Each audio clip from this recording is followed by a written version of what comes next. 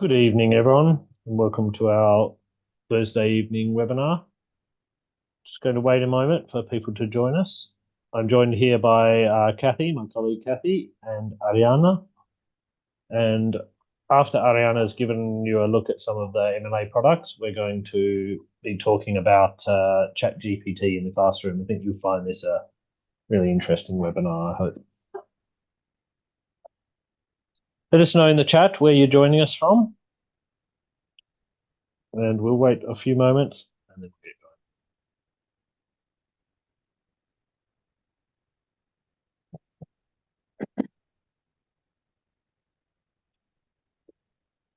Good evening, everybody. Thanks for joining us. We have our colleague Ariana with us this evening, and she's going to give you some information about some of the updates and interesting things we are doing throughout 2024, really. We'll just wait a couple more minutes until everyone has joined us. Let us know where you're joining us from in the chat. And let us know if you've used Chat GPT before, either in teaching or in your free time. It's been in the news a bit over the last 3 weeks. I think it was a good week to do this. People getting fired, people going back to work there. We are all over Italy this evening. Hi, Valentina in Aosta, Emiliana. We have Gianna in Novara, Antonella in Grosseto. Good evening, everybody.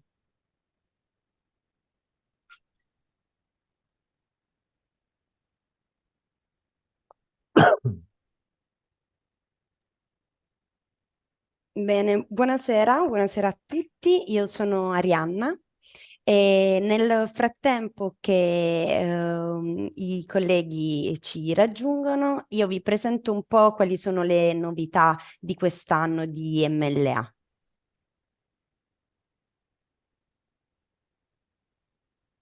Allora, per quanto riguarda le vacanze studio, come sapete, MLA è leader del settore da più di 50 anni. Vi mostro velocemente le nostre destinazioni. Siamo usciti da poco con il nostro catalogo generale, in cui presentiamo numerevoli destinazioni. Come vedete, abbiamo tantissimi centri in Inghilterra, in Scozia, in Irlanda, in America, nello specifico negli Stati Uniti e in Canada. Abbiamo anche dei centri a Malta e in Europa, e quest'anno come novità assoluta abbiamo anche una destinazione in Sudafrica e la destinazione di Dubai. Sono presenti anche vacanze studio per i più piccoli, nello specifico in Italia. E vi vorrei presentare anche molto velocemente i vantaggi esclusivi delle iscrizioni con il catalogo generale di MLA. Infatti, con le iscrizioni entro il 20 dicembre, solo con MLA avrete incluso il corso prepartenza di 5 mesi, che è un corso online che rende il percorso della vacanza studio un percorso didattico di 1 anno, e quindi un percorso continuativo che nello specifico culmina con l'esperienza della vacanza studio. Altri vantaggi molto importanti per quanto riguarda le iscrizioni con il nostro catalogo generale sono sicuramente i prezzi imbattibili. Infatti è presente uno sconto in moneta fino a 300 euro entro il 20/12. Come vedete dalla slide, i nostri vantaggi non sono solo questi, perché anche le garanzie facoltative sono in promozione per le iscrizioni entro il 20 dicembre. Quindi la garanzia zero pensieri, che vi permette di annullare il viaggio senza penali, al costo di soli 150 euro, quindi con uno sconto in moneta di 100 euro. E invece per quanto riguarda il pacchetto trattamento di assicurazione medica integrativo, la MLA Care Plus, a un costo di soli 100 euro invece che di 150. Un altro programma molto importante che MLA propone sono gli stage linguistici all'estero. Sicuramente a voi docenti possono interessare molto questi programmi. Sono programmi che vengono personalizzati in base alle richieste dei diversi istituti e delle diverse scuole. Le destinazioni sono tantissime, prevalentemente in Europa e in Inghilterra e in Scozia. Come vedete dalla nostra mappa, queste sono tutte le destinazioni possibili. Eventualmente quest'anno è possibile anche uno stage a New York, nel caso in cui vi interessasse. Le sistemazioni sono molteplici, quindi potreste eventualmente scegliere la sistemazione in college, la sistemazione in residenza o in famiglia ospitante o con famiglia ospitante. E quali sono? Vi mostro velocemente i plus esclusivi dei nostri programmi di stage linguistici. Collaboriamo con partner e scuole altamente qualificate. Prevediamo anche corsi PCTO in alternativa al corso di lingua General English. Le famiglie sono selezionate direttamente da noi, questo per garantire gli standard più alti. E è possibile richiedere programmi esclusivi, come dicevo prima, è possibile personalizzare il proprio stage anche con progetti PON e POR, e ovviamente è sempre presente l'assistenza MLA in loco. Questo con gli stage plus. Un altro programma molto importante per noi di MLA è il programma High School Abroad. È un programma che permette agli studenti di secondo, terzo e quarto superiore di frequentare parte dell'anno accademico presso una scuola all'estero, una scuola superiore all'estero. Il programma High School Abroad può essere portato avanti per un trimestre, un semestre o un anno accademico.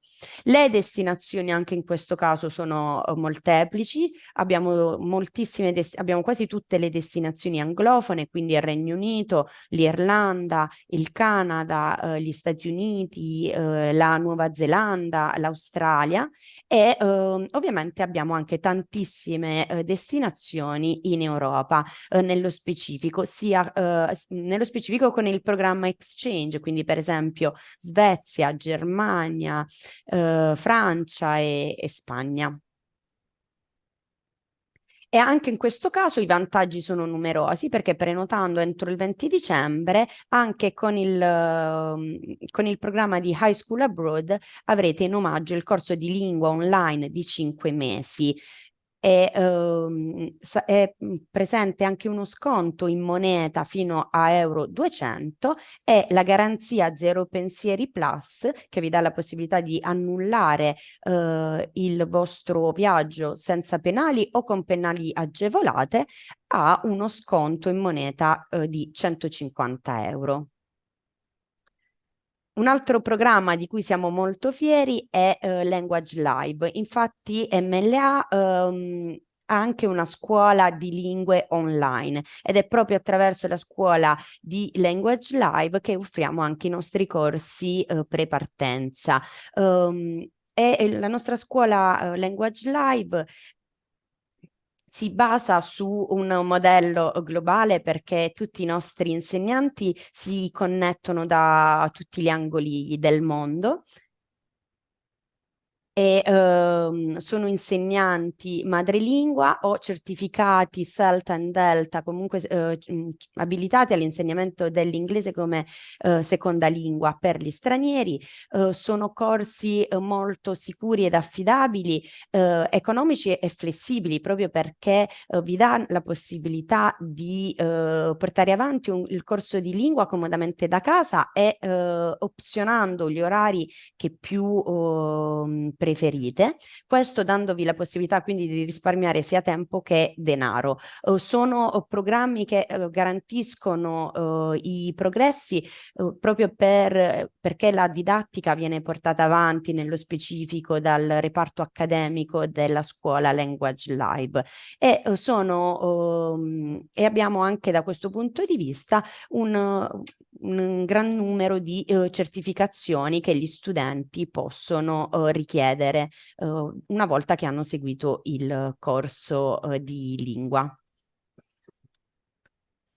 Ora io vi ringrazio per l'attenzione e ripasso la parola ai colleghi Josh e Catherine. Thank you so much, and please. Thank you very much, Ariana. And I'll just share my screen. Okay, thanks everyone for joining us. We're going to be talking about Chat GPT this evening. Particularly, this is the first in a series of webinars we're going to be talking about Chat GPT. And today we're going to be focusing on what's known as prompt optimization, but we'll explain a little bit about general Chat GPT as well. Okay, let me just move on. Do let us know in the chat if you are currently using Chat GPT, if you've had any experience using it before. So as I said, this is the first in a series of webinars. Okay, so please let us know during the webinar, also at the end, whether you have any suggestions about other aspects of Chat GPT or AI in particular, okay, or sorry, in general. Okay, as you probably know, Chat GPT, AI in general, is a very powerful tool. Used well, it can really save you time and effort in preparing lessons, activities, and materials for your students. Okay, but the key to using AI is making sure that you give the platform the best information. You know, it as much as who knows what it'll do in the future, but at the moment it can't read your mind. Okay, God help us. But in the future, well, sorry, in the present, we need to give it the correct information in the correct form, okay, so that it can create exactly what you want. And that's what we're going to be focusing on, because you know we're used to speaking to humans, not to an AI. And as much as it mimics humans, it's not exactly the same. Okay. I'll leave Kathy to talk about the objectives. Thank you. So by the end of this session, teachers will be better able to understand the range of materials that ChatGPT can create for classroom use in specific English as a foreign language classrooms, craft effective ChatGPT prompts that result in the generation of valuable classroom materials. We have Deborah in the chat telling us here that she does use it sometimes, but finds it a little bit unreliable. So hopefully working on these effective prompts will help it to be a little bit more reliable there. And identify and work within the boundaries of ChatGPT, gaining insight into its limitations and strategies for optimizing its use in educational settings. Okay, using Chat GPT in teaching, I just want to ask you some questions here, so please reply in the chat. Let us know if you've used Chat GPT to help you plan your lessons or any area of work, okay, and how. If you haven't, let us know how you think it could help. You know, which ways maybe would you like some help? Okay, what sort of areas do you find most difficult and time consuming, and that maybe Chat GPT or other AIs could help you? What would you ask it to do? What would you write? That is, you know, put into the chat something, you know, that could give you an answer from Chat GPT. Again, Chat GPT, if you haven't used it, you can Google it, you can download an app. There is an official app and it's free. You just need to register. There is a pay version. Don't worry about the pay version for now. We're going to be talking about version 3.5, which is free. Okay. Excuse me. Let us know in the chat about these. Yeah, I think if you're using it for very, very specific reasons, it would be worth getting the paid version. But for kind of most things that we'll be talking about today, the free version is more than enough. Yeah, and look, some of these limitations that we're going to talk about may not be limitations in the future. So, you know, what we go, obviously, we're talking about technology, so things like this can change. Okay. But I think you'll find these are sort of things that will help you even in future versions. So we have some people just asking what the app is called, so I'll just put it in the chat here for you. And it is just called Chat GPT 3.5. And if you look for that on either the Play Store, which is the Android version, or the Apple Store, you will find it there. The other possibility is just to go into Google Chat GPT, and the first result should be the official Chat GPT. You should be able to just sign up, even using a Google account or Apple account, and you can use it. So you can use it from desktop or from a tablet or phone. In fact, sometimes if you've got a computer, a laptop or whatever, it may even be easier because you're cutting and pasting and things like that, as we'll be looking at today, may actually be easier. Particularly also to be able to create documents and things like that you can use in class. Mm-hmm. Anyway, I'll let Thank you. For those who are brand new to ChatGPT, we're just going to give a little bit of an explanation to what it is exactly.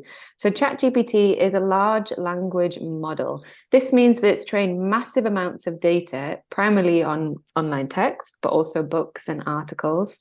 It has therefore almost certainly seen many examples of the sort of thing that you are looking for and can create new text adapted to your needs.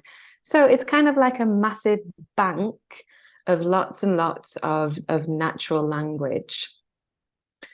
It can combine different texts into interesting ways. However, it can only do what you ask it to do. Because of this, your prompts, i.e. the instructions, question, commands, must be clear.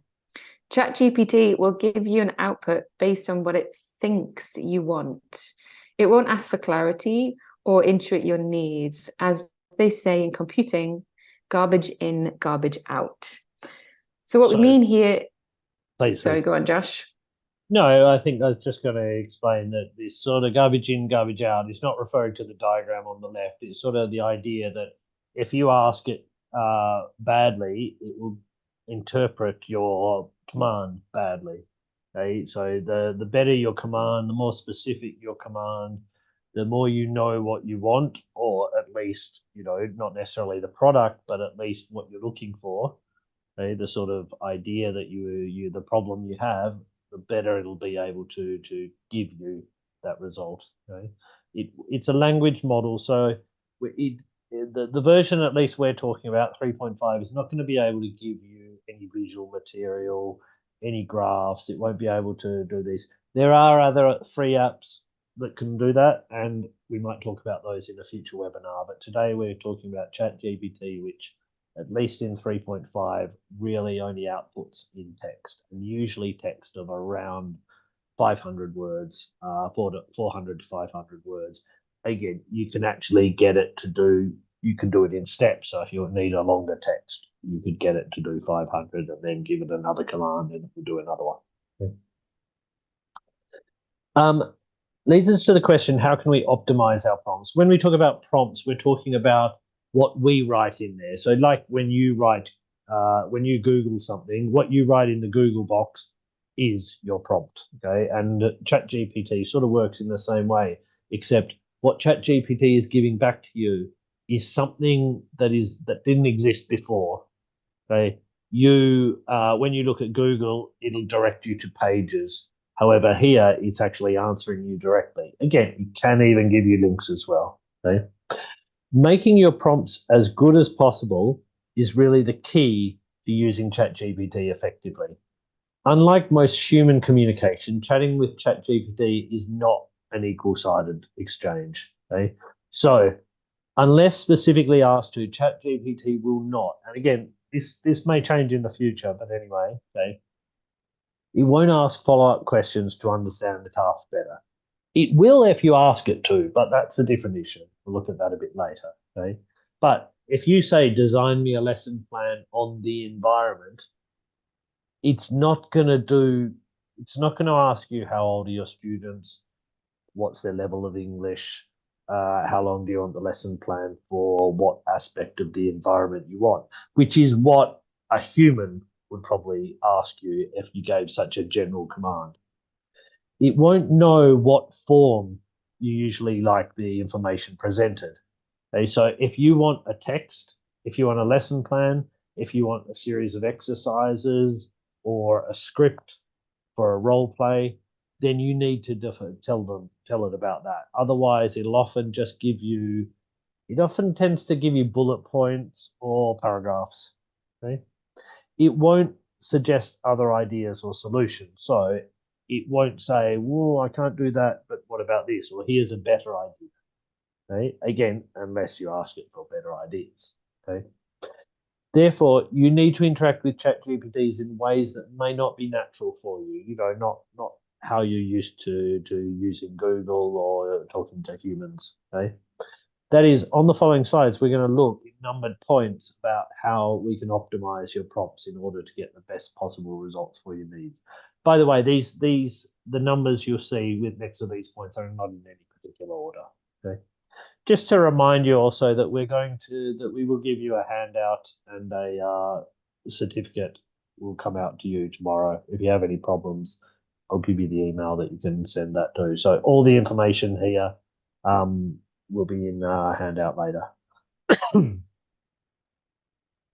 So as Josh said, we're gonna go through some steps on how to speak to Chat GPT. So it's kind of like, what's the language we need to use? What is Chat GPT's language in order to communicate with it effectively? You have to be really specific.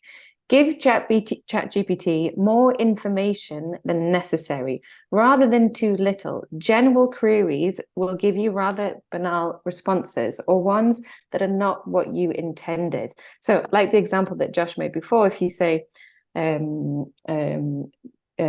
me a lesson plan about, what was your example? The environment. Yeah. The Chat GPT doesn't even know that your students are EFL students. This is just the scope of information that we need to put there in that prompt. What level class is this for? How old are they? What would the outlook look like? Exercises, bullet points, 300 words broken into a paragraph. A dialogue for 3 people called Antonio, Serena, and Simona.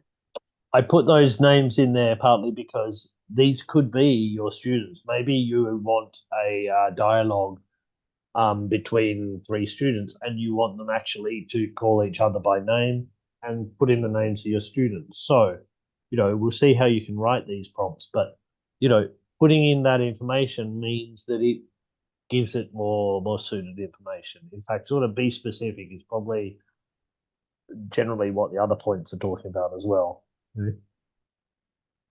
Another one is use action words. Okay, give it a command. You don't have to ask it, please, although I think it appreciates it.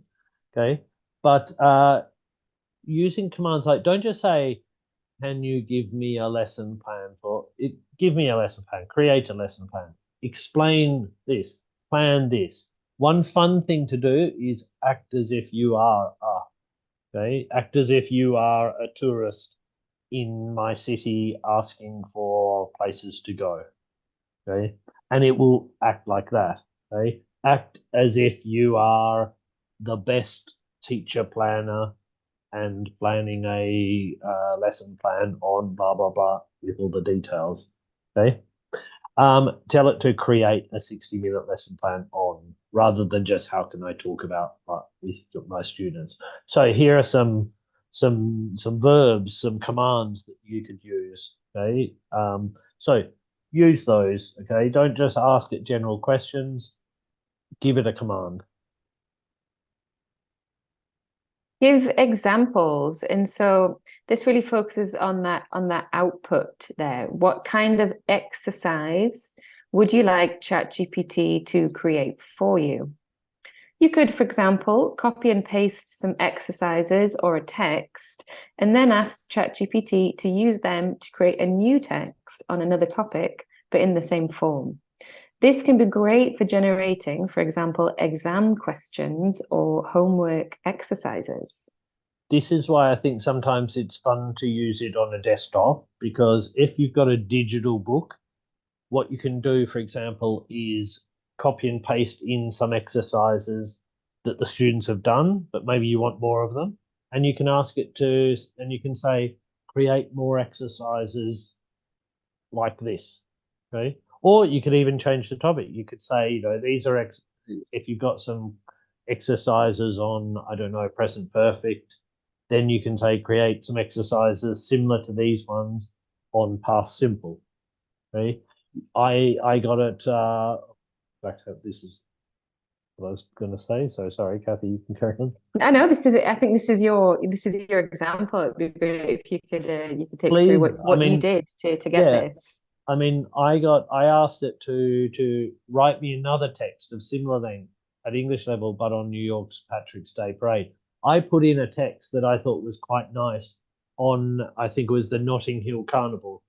Okay, a little thing that you could use in civics in your class. It's going to be really helpful for things like civics, okay, because it's got all this information about Thanksgiving, which is this evening, okay, bonfire night, Christmas traditions in Britain or in Australia, or in Ireland, and you can, but instead of just saying write me a text about tradition that Thanksgiving in America, find the sort of text that you'd like, you know, that has the right sort of level of English. It doesn't need to be the same topic. Okay, put in that and say write the similar text but about this other topic. Okay. You could do 3 exercises, or you could ask it, here are 3 exercises on some, any, and no. Please create 10 more on the same topic for B1 level students. Okay, so even if you write those exercises, it will sort of see the pattern. Doesn't always do it perfectly, but it will often see the pattern and create them. Because you can think of Chat GPT has in its data a lot of these sort of exercises that it can draw on, and it's not necessarily bringing up ones that exist before. Okay? It's creating new ones. Okay, I mean, I got it to create a Cambridge B2 Part 1 exam question. Okay, so I actually had an exam question. I think it was on ways of reducing traffic in a city, and I put that in, which I basically just copied the exam question as sort of like you can see on the right, but I said change it to the topic of preservation of endangered animals, and it gave me this one that you can see on the right, which if I had read that in a book, I wouldn't notice that that had been written by artificial intelligence. Okay, you know, it really does well at mimicking these things because, again, think of all the websites, the books it's been through that have these Cambridge First B2 writing exams. And again, not just for Cambridge, but whatever you're doing, whatever you're preparing for. Okay. Yeah, we have some comments in the chat saying people who are using it are doing a very similar thing in that they maybe have a text that they would like to use with their class, but it's not quite suitable enough. So they copy and paste that the text in there, and then give it a prompt like, make this more suitable for my EFL classroom, B1 level. Of 15 to 16-year-olds, and then it's going to adjust that text accordingly for you. Then you can say make it shorter, make it longer, make it more complex, make it simpler. Yeah, I mean, I got it to write a text that used like a lot of phrasal verbs. I put in a list of phrasal verbs, and I said, you know, write me a text about clothes using these phrasal verbs: put on, try on, take off, you know, and other expressions: get dressed, match, suit, things like this. And it gave me a good text. I mean, you know, it's not always fantastic. It's never going to give you a text, in my opinion, that will amaze you. You know, they're generally sort of the standard text that you might expect to find in a textbook. But that's good enough, and it's something that didn't exist before. In fact, that's sort of what Kathy can talk about now, refining your prompt. Yeah, thank you. So yeah, we're talking about this, refining your prompt. So once it's given you a response, it's given you the text that you would like to use with your class, or perhaps an exercise. Maybe it's not quite there yet, so we need to refine it. If you don't get what you want, it's often due to a lack of specificity or ambiguity in the prompt. Make sure your prompts are clear and provide enough details for Chat GPT to understand your expectations. So again, add some information to your original prompt. Things like the level of your students, the age of your students, the length of the text, even the register or the text desired.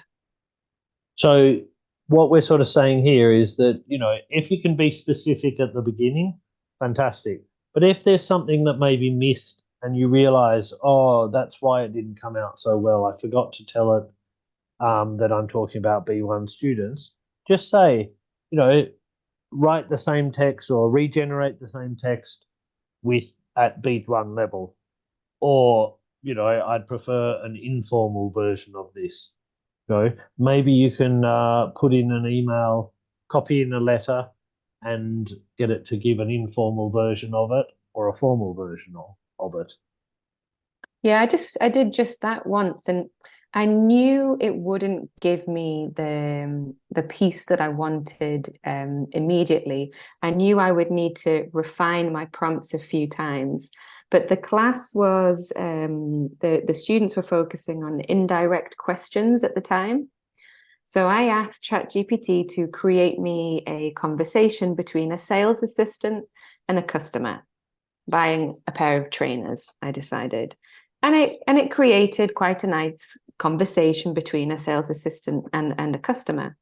And then I asked it to make it overly formal, and it came out with lots and lots and lots of indirect questions that were coming both from the customer and from the sales assistant that I could then ask the students to read. They could listen to it. I could ask ChatGPT to make it into a gap fill exercise. And in this way, I got exactly what I wanted. I actually then went on and asked ChatGPT to do the opposite and make the register really, really, really informal. And then the students could compare the two conversations and how they were different. They were, of course, much more interested in the informal language and the slang that ChatGPT put in the very informal one. But it was nice for them to be able to compare the two. Yeah, I mean, it's really fun like that, and you can really do, use it to do a lot of the sort of boring creative things. I mean, it's fun to be creative, but also, to have to write out a dialogue for your students to act out. I mean, obviously, it might be better to get the students to do that themselves, but if you want to model one, okay, you can get ChatGPT to do it, and it will give you one that, to be honest, I'd probably be more interested in seeing the ones my students create. But as a model, you can give it that one, and it'll be totally serviceable. It will be correct. Put in the language that you want to put in. It will most likely, not 100%, use it correctly. Okay? Maybe not necessarily in the way you intended it always, but it will use it. Generally doesn't write ungrammatical text. I think grammar it's very good at, because that's sort of how it works. If you look at the way ChatGPT works, it's sort of grammatical. But as I said, it never really surprises, but it certainly can do a lot of the boring stuff for you. So just one moment. One interesting way to do it is reverse engineer your prompts. What this means is, if you go into a text, you can input your desired outcome. So, for example, I copy and paste in an article and I say, ChatGPT, what are the prompts that would lead to such a result? So, in that case, I could put in an essay and say, write me the essay question, or in fact, not even write me the essay question. What prompt would Chat GPT require to give me a text like this? It's a little bit like looking inside the engine, because you're looking at what Chat GPT would like you to ask it to get this result. And you will see when you do this, even if this is not necessarily a tip that you want to use all the time to create the text, it can really show you how ChatGPT wants specific information. Okay. You can use that prompt to generate another ChatGPT response. So I could put in a text. In fact, I think I've got an example here. Okay. I had this text about St. Patrick's Day parade in New York. In fact, the one that ChatGPT had created for me. Okay? And then I put it in and said, what prompts would ChatGPT want? Okay.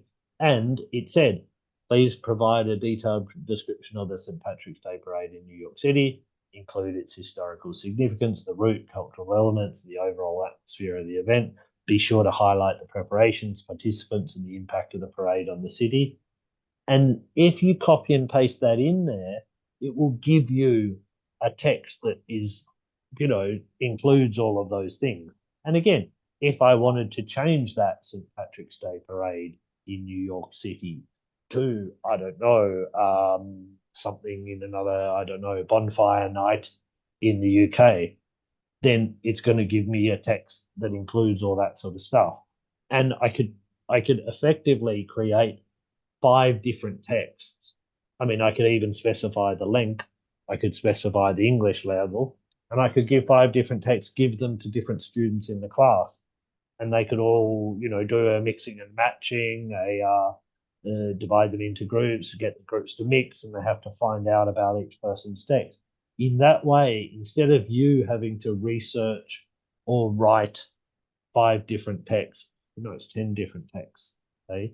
You can just get them and you can make sure that they contain the same information about each one, or the same categories of information about each one, okay? It can be really good also to create summary notes on a text, okay? So you can, for example, put in a text that it's usually not a good idea to make it a long text, because ChatGPT, an easy way to say is probably that it runs out of patience to a certain degree. It really runs out of like the power. Okay, but once you get beyond about 400 or 500 words of putting things in there, it sort of loses track. It's too much computing power to keep it in mind.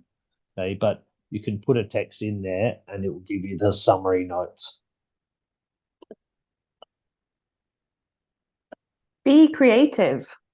So ChatGPT lacks the ability to create innovative responses to standard questions.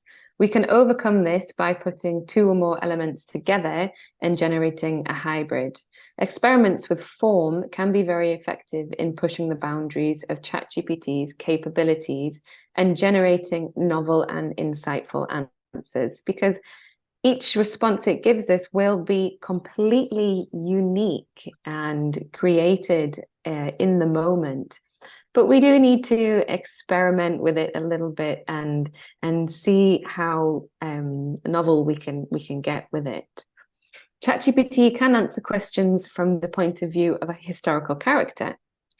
You can ask for a story, essay, short drama, poem incorporating certain criteria, such as vocabulary, characters, plot points, or register. So a really fun one, as Josh was saying before, could be write about a specific event from the point of view of who was there at the time. Yeah, you could get, asked, imagine Henry VIII is, I would say, act as Henry VIII and explain what you liked about each of your, and what you didn't like about each of your wives. Okay.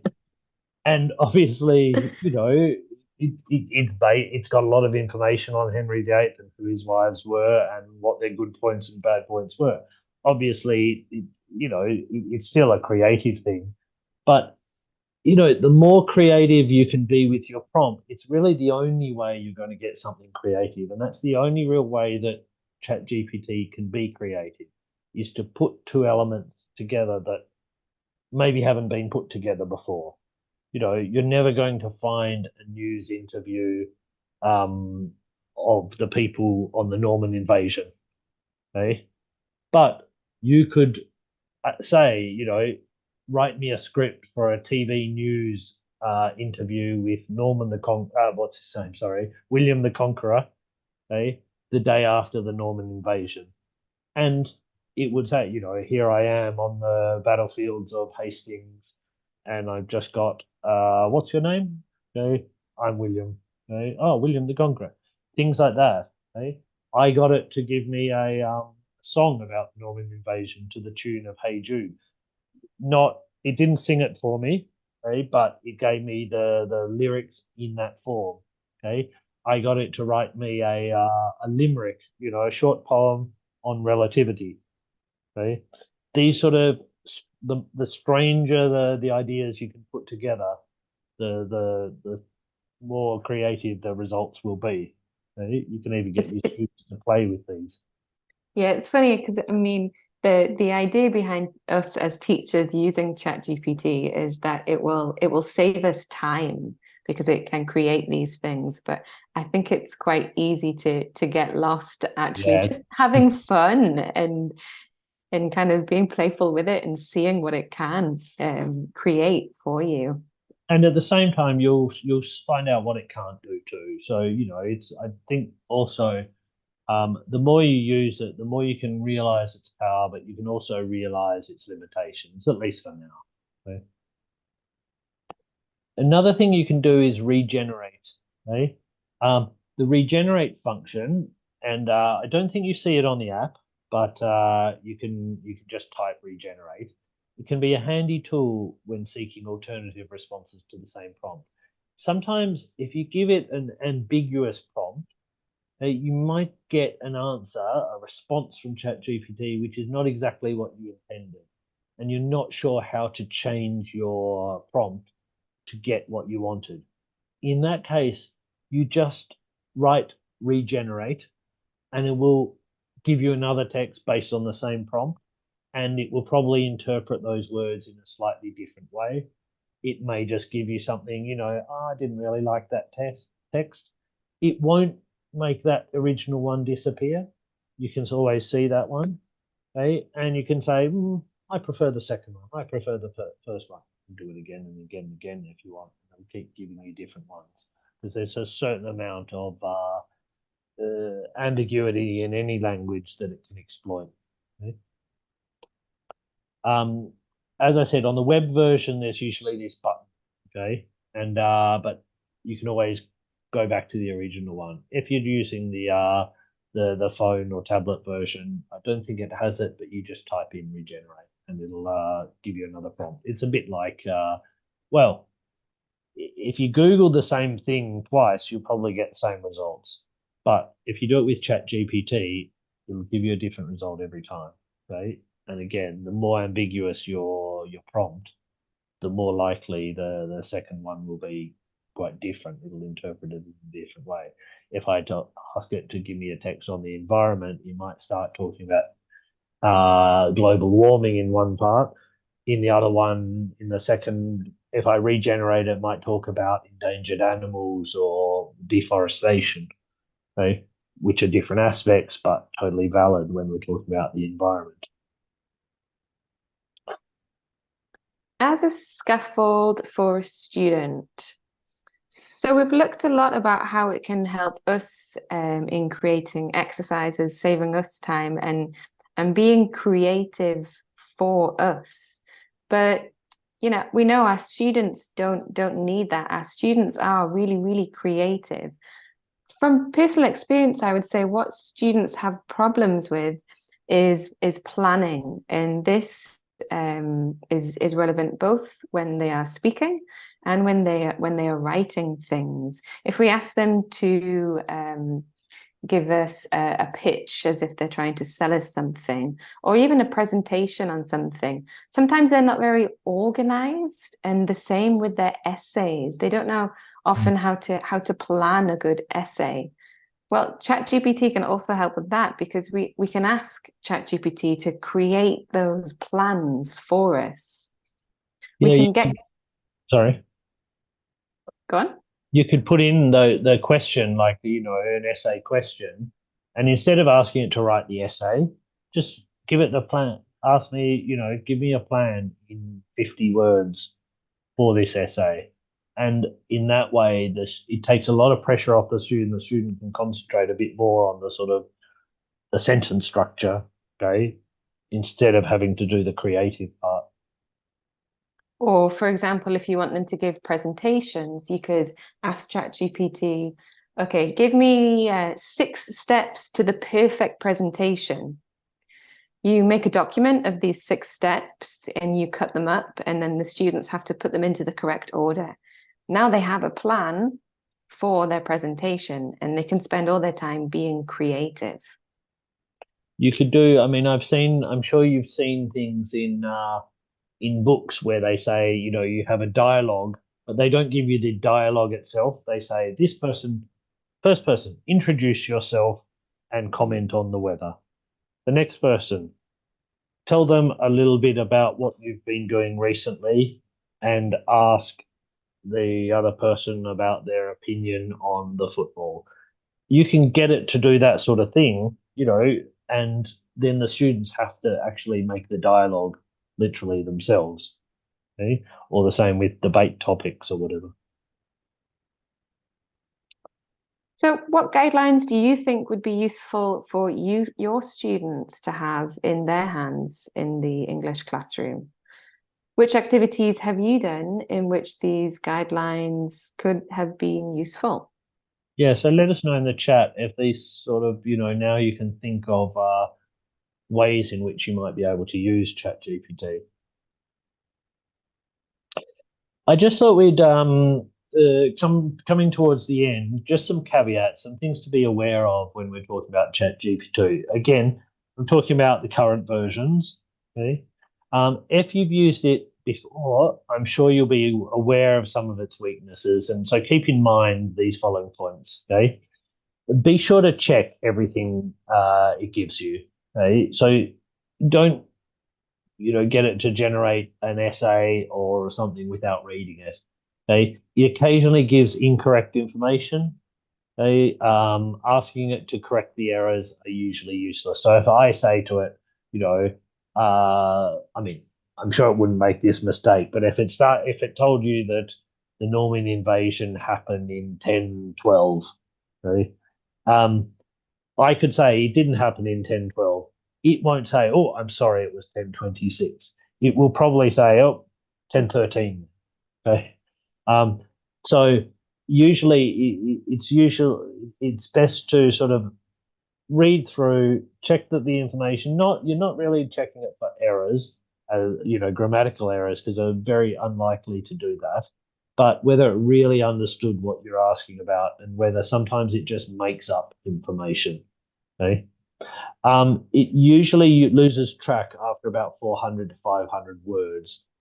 Even if you ask it to go longer, it will start repeating itself, or the quality will decline. Okay. Sometimes if you need something longer, you need to break it into stages. So you understand, if I wanted to write a romantic novel about 2 characters, it might be best to break it into chapters. Okay, and say, I want I want to write a romantic novel about these 2 chapters.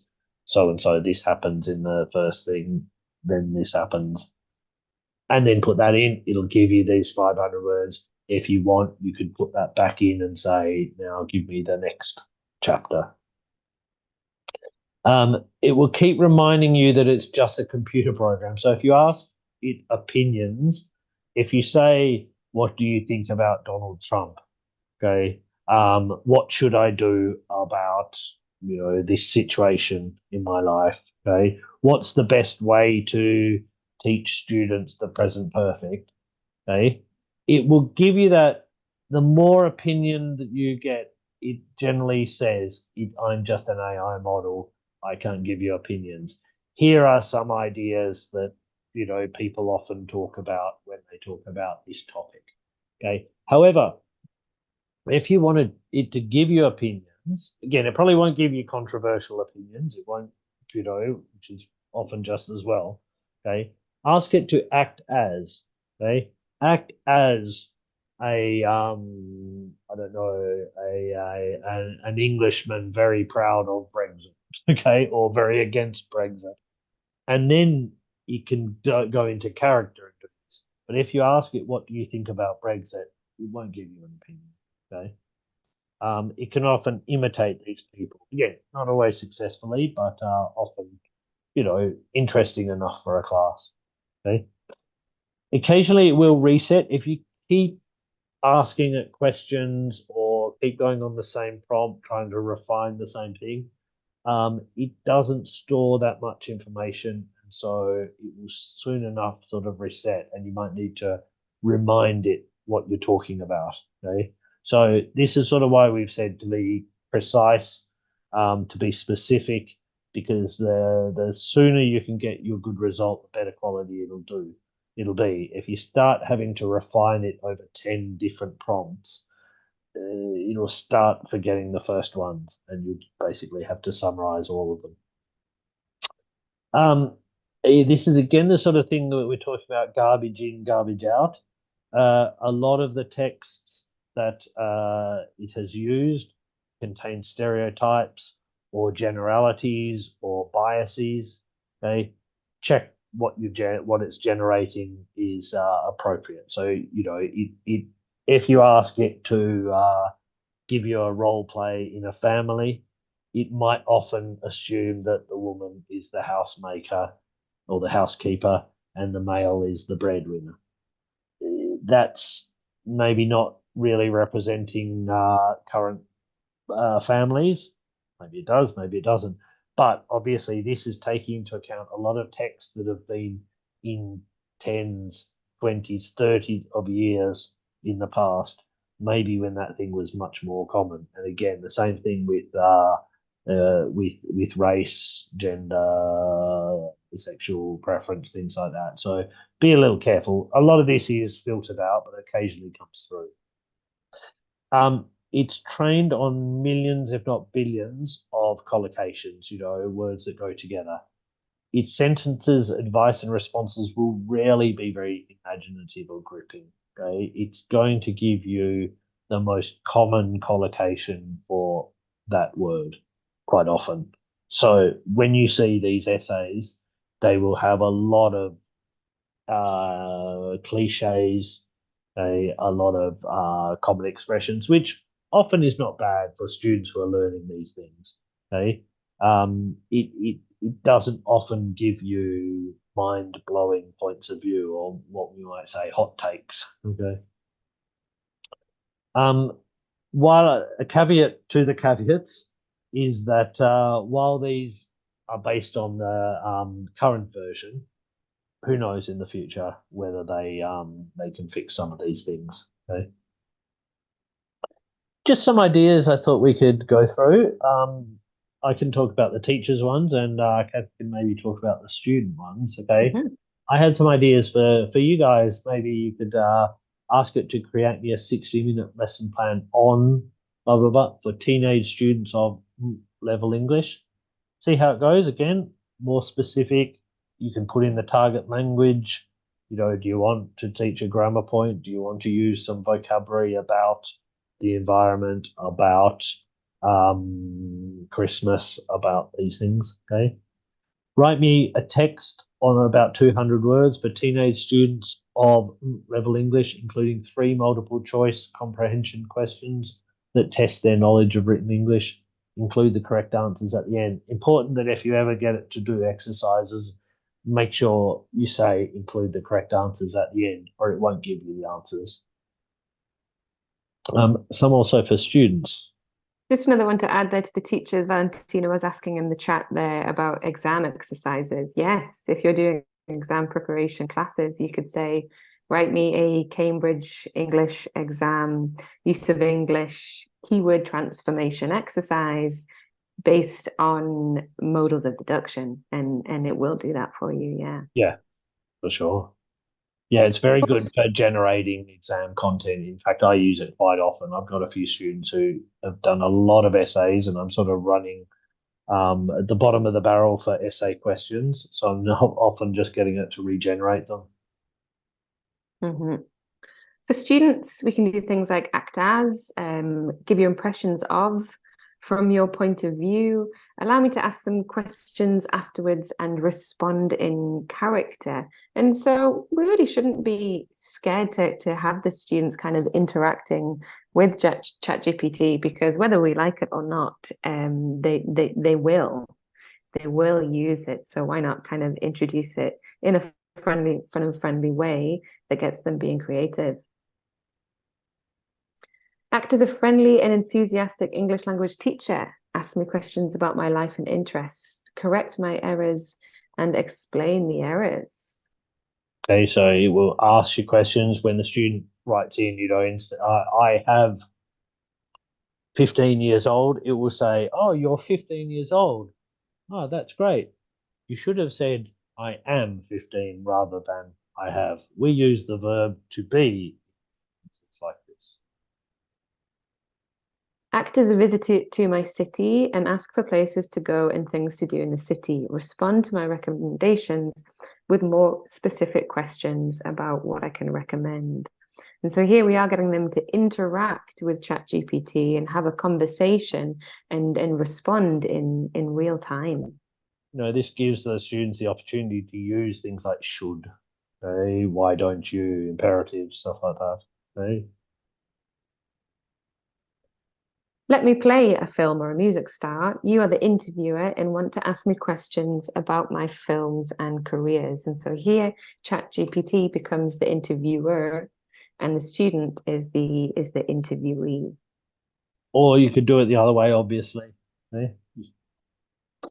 Just a couple more questions we had there about using it as a teacher. Yes, ChatGPT can write argumentative texts and opinion essays, and it's great for that to have those models that you can then take into the class, and the students can kind of analyze them. Likewise, Valentina was saying perhaps we shouldn't give guidelines or plans to our students on how to give a perfect presentation or how to write a perfect essay. So yeah, we can use ChatGPT once again to give us the perfect presentation or give us the perfect essay, and then have the students analyze them. Yeah, they can go back and see what's good about it. Just looking ahead, what does it mean for us as teachers? Look, for the moment, in my opinion anyway, there's no way it really offers a satisfactory replacement for a good English teacher. Like apps and books, it can be a supplement to a course for students who would never have time to follow a real course, okay? Maybe we should think a little bit what it means for writing, because in the end, this is a written form. It's a chat model, okay? Eventually, it may mean the end of being able to assign essays, articles, emails, or stories as homework, because students will just go straight to it. Okay? Can we really trust that an outstanding written text is really from the student anymore? Look, and this is something that we're going to look at in one of the latest sessions, all about ChatGPT, is how to spot when your students are using ChatGPT to do their homework for them. The real question is, in some sense, and I'm not saying this is definitely, but should we really care? To be honest, if you work in an office nowadays, you're probably using ChatGPT in some area of your work to write emails, write marketing copy, to brush up your what you've written. Okay, why are we holding our English foreign language students to a higher standard than native English professionals? Let us know what you think. Okay. Maybe the rise of AI will lead us to concentrate more on the really important skills, speaking and listening. So that's what it can't do so far, at least not at the level that, can't replace the student skills for that. Okay. These are the real skills that allow us to interact with others in real time. Okay. So for at least for now, it's not able to substitute for these skills. Okay. Just a little plug for us that we have these books that we use both in our online lessons and in the summer. They're task-based learning, and I think this is sort of the learning we're often talking about in these sort of webinars. And the idea is that these are things where we're getting students to interact with each other in real time. Okay, and those sort of things are the skills that I think we can maybe AI will free us up and give us more time to concentrate on those sort of skills. And the writing and the summary of reading can be assisted by AI. Who knows? So in conclusion, AI can be used to save time in creating new material that can engage and inspire your students. Using it will only get easier in the future as its features are refined. Like as Josh was saying before, they keep releasing new versions, and it is constantly improving as it takes in new texts. And it is an amazing way to create texts, exercises, things to use in the classroom that can engage students so much more than the course books that perhaps were published 5-10 years ago and are outdated, really. We shouldn't be afraid of these new technologies. We know that we offer something that AI cannot replace as teachers, but it can help us to do the boring parts of our jobs and concentrate on the parts that we do best. In January, we will be looking at how to know if your students are using Chat GPT, so stay tuned for that one. I think also a very important one. Thanks everyone for your attention. You will receive a certificate of participation and a webinar handout very soon. If you don't get it, just write to me at formazione@playworld.com. I'll get that out to you. There's always a few people each week, so I think I sent off some this week. Next week on Thursday, the 30th of November, the webinar will be on adapting materials for group and pair work. Okay, so a little bit referring back to one we did recently on group and pair work, but adapting materials. And as I said, we will be looking at future ones on AI, and so please let us know if you have any ideas. Okay, let us know if you've got any ideas for other webinars as well. You can always write to me at Formazione. Okay, thanks a lot, everyone, and thanks a lot to Kathy as well for helping me out here. Thank you, Josh. Thank you, everyone, for your participation, and we'll see you soon. Bye, everyone.